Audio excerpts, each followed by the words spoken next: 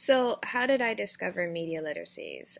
Some of the media literacies that I encountered was provided by my professors or suggested by them, while other media literacies I encountered through research or just through flipping through channels on TV or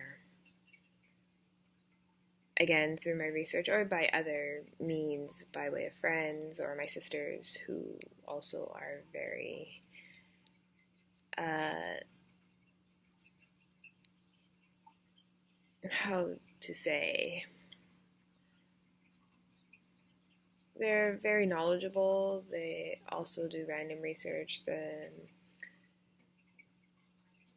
They also encounter various forms of media literacies through their fields. I have a sister who's a child and youth worker with the Education Board, the Toronto District Education Board, School Board. I have another sister who is in school for marketing, but she also has various hobbies where she encounters or comes across a lot of interesting things, and she passes it along to me. So that's one way I came across them. Now, did I find these suggestions, I should call them, or interests useful? I have found a lot of them useful, mainly because they were full of information that I'm interested in, full of information that pertain to whatever assignment I would be doing. Some of them I also found were not useful because they were hard to navigate, which is, for me, becomes very irritating. I don't have a lot of patience for things that I can't navigate very well, or that are meant to be easy to navigate and I can't. Or they just don't have the information that I'm looking for. The ones that were suggested by professors and teachers and higher educational people, they I found useful and easy to navigate.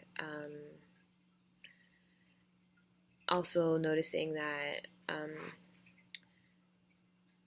one of the requirements for me, I should say, is that when dealing with these media literacies, especially these online ones that I encounter mainly in my day-to-day life, I find that when reading text on screen, it involves various aspects of processing that I notice when trying to teach my mother or my grandparents that they can't readily read.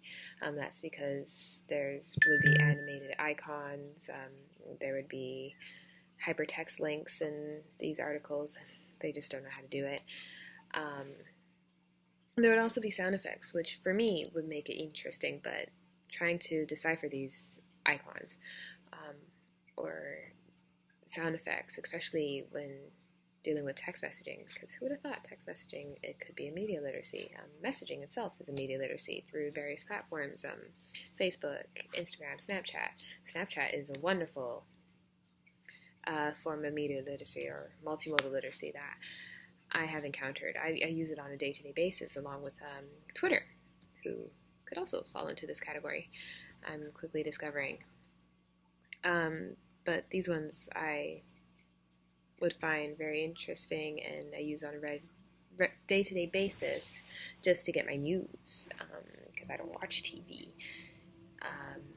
So that's one platform that I use to get my news, get the day-to-day news on, that I update myself with. And they involve a lot of hypertext, a lot of sound effects, a lot of animated icons, and a lot of navigating, trying to figure out how to get from one screen to the other. These things I find for the older generation are not easy to follow, whereas for my generation, even younger, it's easy to follow.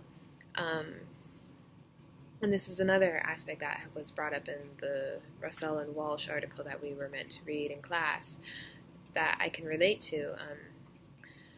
There's also a form of process that people such as myself may or may not know how to use, which is, again, how to navigate these things, how to decipher what is put on the platform in the form of text, in the form of illiteracy that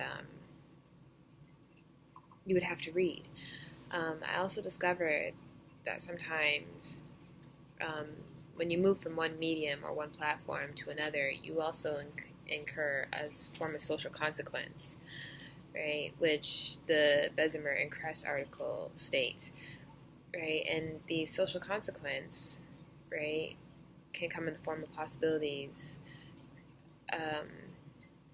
that, like I stated before, a possibility that during production, right, or a social consequence within the production, which causes a change. And this change, sometimes, like I stated, readers cannot read, right?